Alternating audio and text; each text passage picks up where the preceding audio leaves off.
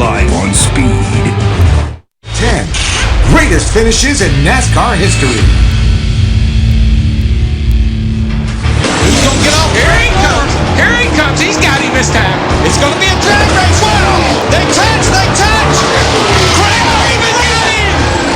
Have you ever? No, I've never. If you were going to make a movie about NASCAR, you would use the Craven and Busch finish at Darlington. All right!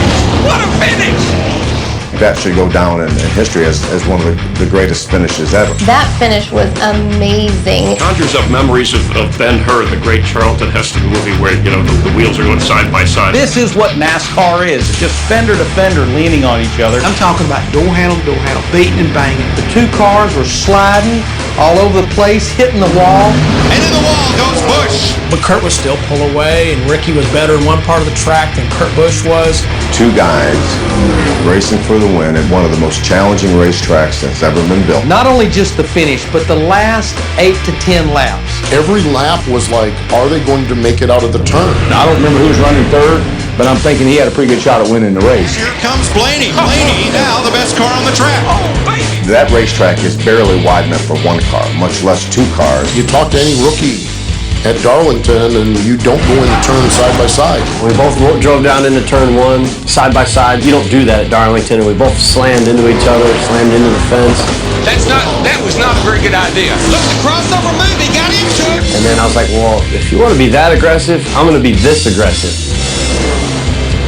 He took the white flag, and I think he knew this time not to drive into turn one side by side. Here he comes. Here we go again.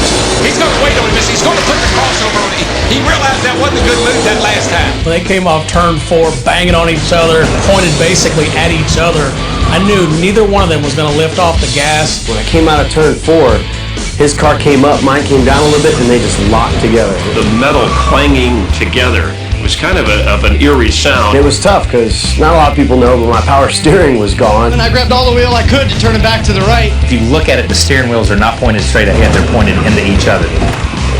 I don't know why it happened, how it happened, but they just stayed together from that point all the way to the start-finish line. You're standing there wondering, are they going to make it? Are they going to make it? Are they going to be able to make it across the start-finish line? Mike Joy says, have you ever? Have you ever? And Darrell Waltrip immediately said, No, I've never. You could not tell from the naked eye, standing there on pit road, who had won the race. And I remember thinking at the time, and I asked Kurt Busch afterwards, he thought he won, I thought he won. It was so close that you couldn't tell. I looked at his A-post and it was right here with my A-post, so.